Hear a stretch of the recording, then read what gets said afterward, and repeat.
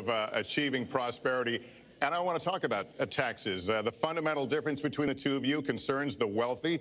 Secretary Clinton, you're calling for a tax increase in the wealthiest Americans. I'd like you to further defend that. And Mr. Trump, you're calling for tax cuts for the wealthy. I'd like you to defend that. And this next 2-minute answer goes to you, Mr. Trump. Well, I'm really calling for major jobs because the wealthy are going to create tremendous jobs. They're going to expand their companies. They're going to do a tremendous job. I'm getting rid of the carried interest provision. And if you really look, it's not a tax. It's really not a great thing for the wealthy. It's a great thing for the middle class.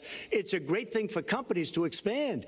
And when these people are going to put billions and billions of dollars into companies, and when they're going to bring $2.5 trillion back from overseas, where they can't bring the money back because politicians like Secretary Clinton won't allow them to bring the money back because the taxes are so onerous and the bureaucratic red tape. So what is so bad? So what they're doing is they're leaving our country, and they're, believe it or not, leaving because taxes are too high and because some of them have lots of money outside of our country, and instead of bringing it back and putting the money to work because they can't work out a deal to, and everybody agrees it should be brought back. Instead of that, they're leaving our country to get their money because they can't bring their money back into our country because of bureaucratic red tape, because they can't get together, because we have a president that can't sit them around a table and get them to approve something. And here's the thing. Republicans and Democrats agree that this should be done. $2.5 trillion. I happen to think it's double that. It's probably $5 trillion that we can't bring into our country, Lester. And with a little leadership, you'd get it in here very quickly, and it could be put to use on the inner cities and lots of other things, and it would be beautiful. But we have no leadership. And honestly, that starts with Secretary Clinton. All right, you have 2 minutes on the same question to defend tax increases on the wealthiest Americans, Secretary Clinton. I have a feeling that by the end of this evening, I'm going to be blamed for everything that's ever happened. Why not? Why not? Yeah, why not? You know, just join the debate by saying more crazy things. Now, let me say there's nothing crazy about not letting our companies bring their money back into their country. This is Secretary Clinton's 2 minutes, please. Yeah, well, let's start the clock again, Lester. We've looked at your tax proposals. I don't see changes in the corporate tax rates or the kinds of proposals you're referring to that would cause the repatriation, bringing back of money that's stranded overseas. I happen to support that. I happen to support that in a way that will actually work to our benefit. But when I look at what you have proposed, you have what is called now the Trump loophole, because it would so advantage you and the business you do. You've proposed an approach that has a $4 billion tax benefit for your family. And when you look at what you are proposing, it is, as I said, trumped up trickle down. Trickle down did not work. It got us into the mess we were in 2008 and 9. Slashing taxes on the wealthy hasn't worked, and a lot of really smart, wealthy people know that. And they are saying, hey, we need to do more to make the contributions we should be making to rebuild the middle class. I don't think top-down works in America. I think building the middle class, investing in the middle class, making college debt-free so more young people can get their education, helping people refinance their debt from college at a lower rate. Those are the kinds of things that will really boost the economy. Broad-based, inclusive growth is what we need in America, not more advantages for people at the very top. Mr. Trump, typical politician, all talk, no action, sounds good, doesn't work, never going to happen. Our country is suffering because people like Secretary Clinton have made such bad decisions in terms of our jobs and in terms of what's going on. Now, look, we have the worst revival of an economy since the Great Depression. And believe me, we're in a bubble right now. And the only thing that looks good is the stock market. But if you raise interest rates even a little bit, that's going to come crashing down. We are in a big, fat, ugly bubble.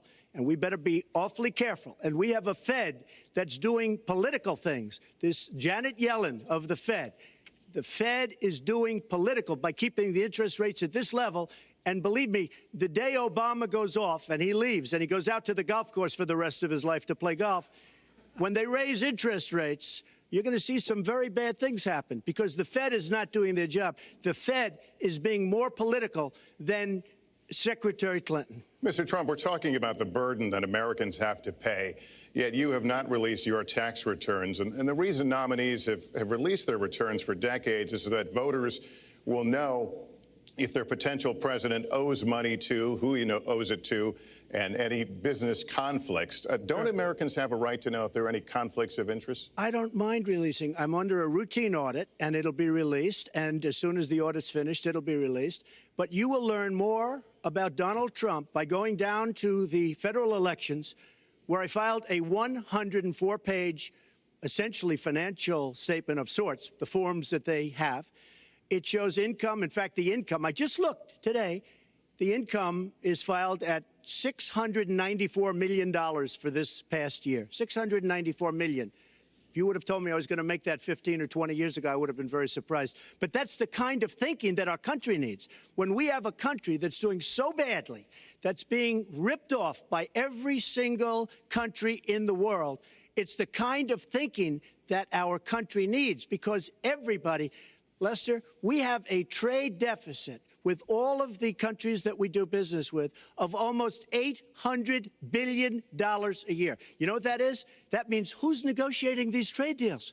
We have people that are political hacks negotiating our trade deals. The IRS says an audit of your taxes, you're perfectly free to release your taxes during an audit. And so the question, does the public's right to know outweigh your personal? Well, I told you, I will release them as soon as the audit. Look, I've been under audit almost for 15 years. I know a lot of wealthy people that have never been audited. I said, do you get audited? I get audited almost every year.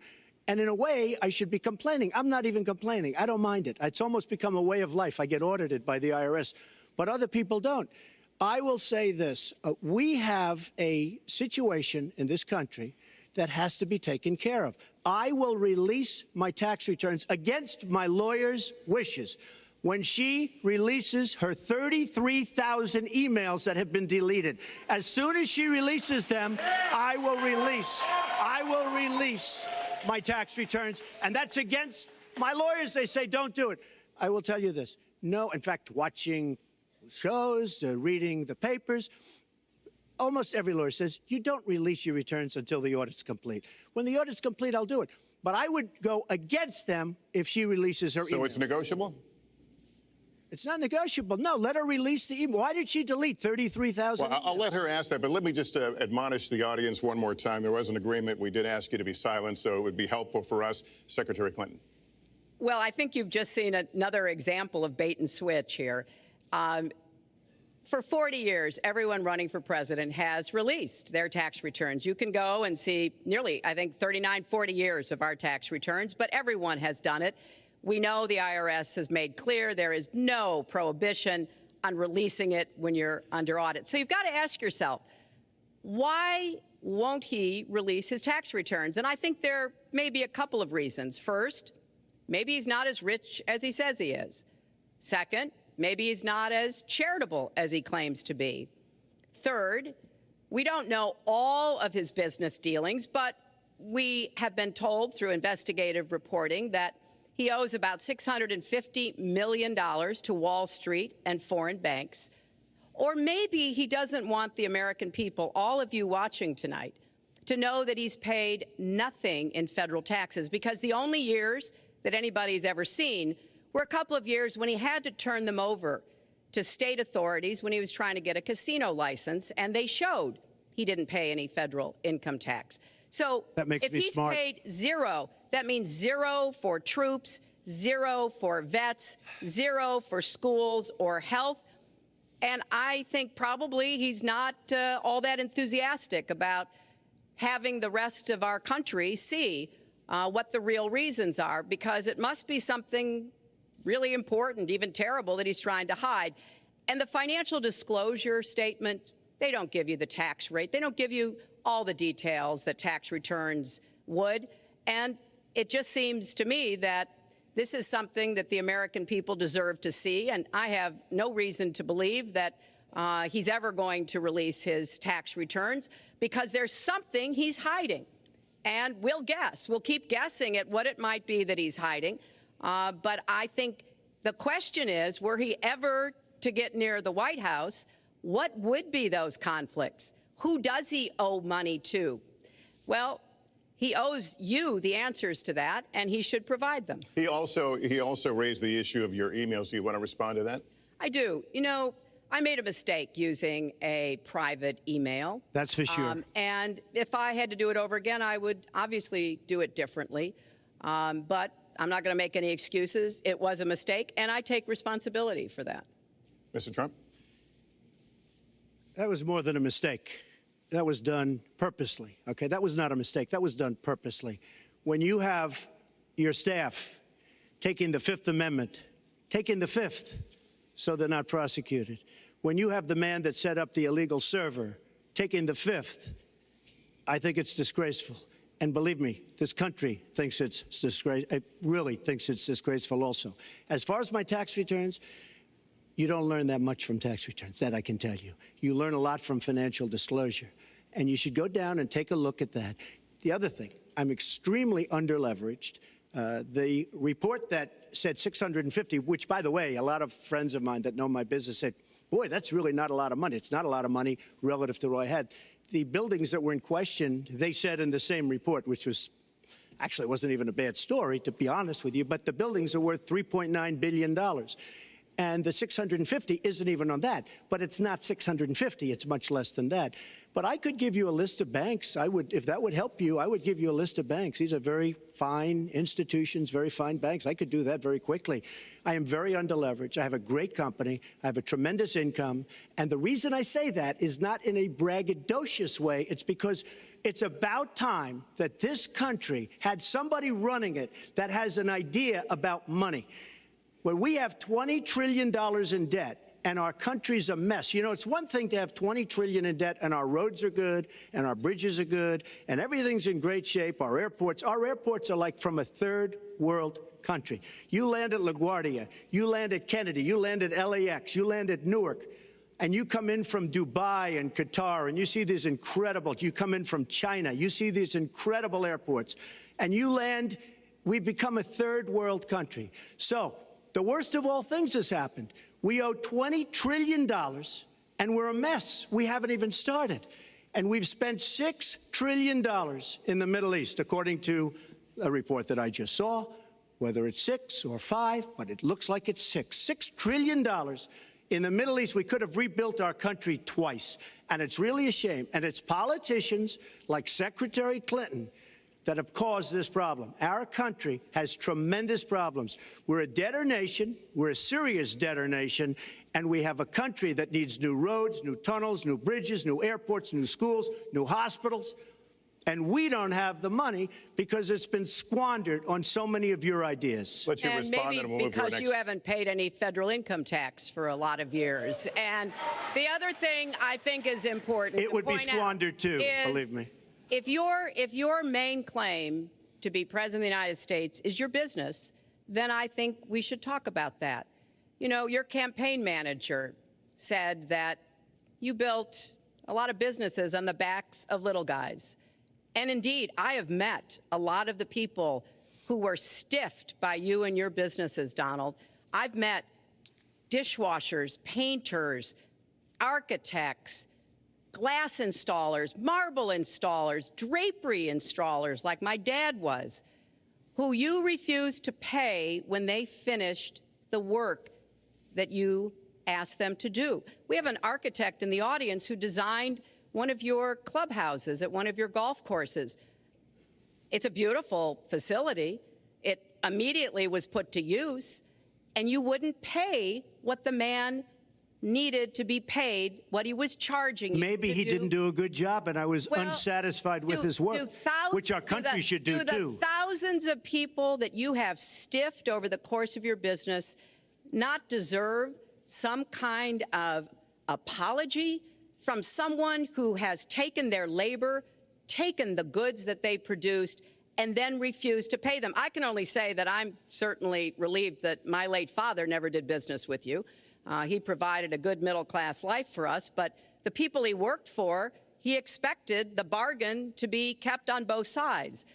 And when we talk about your business, you've taken business bankruptcy 6 times. There are a lot of great business people that have never taken bankruptcy once. You call yourself the king of debt. You talk about leverage. You even at one time suggested that you would try to negotiate down the national debt of the United States. Well, sometimes there's not a direct transfer of skills from business to government, but sometimes what happened in business would be really bad for government. Let's let Mr. And Trump we need to be very clear about that. Look, it's all words. It's all sound bites. I built an unbelievable company, some of the greatest assets anywhere in the world, real estate assets anywhere in the world, beyond the United States, in Europe, lots of different places. It's an unbelievable company. But on occasion, 4 times, we used certain laws that are there. And when Secretary Clinton talks about people that didn't get paid, first of all, they did get paid a lot, but taking advantage of the laws of the nation. Now, if you want to change the laws, you've been there a long time, change the laws. But I take advantage of the laws of the nation because I'm running a company. My obligation right now is to do well for myself, my family, my employees, for my companies. And that's what I do. But what she doesn't say is the tens of thousands of people that are unbelievably happy and that love me. I'll give you an example. We're just opening up on Pennsylvania Avenue, right next to the White House. So if I don't get there one way, I'm going to get to Pennsylvania Avenue another. But we're opening the old post office. Under budget, ahead of schedule, saved tremendous money. I'm a year ahead of schedule. And that's what this country should be doing. We build roads and they cost 2 and 3 and 4 times what they're supposed to cost. We buy products for our military and they come in at costs that are so far above what they were supposed to be because we don't have people that know what they're doing. When we look at the budget is bad to a large extent because we have people that have no idea as to what to do and how to buy. The Trump International is way under budget and way ahead of schedule. And we should be able to do that for our country. Well, we're well behind schedule, so I want to move to our next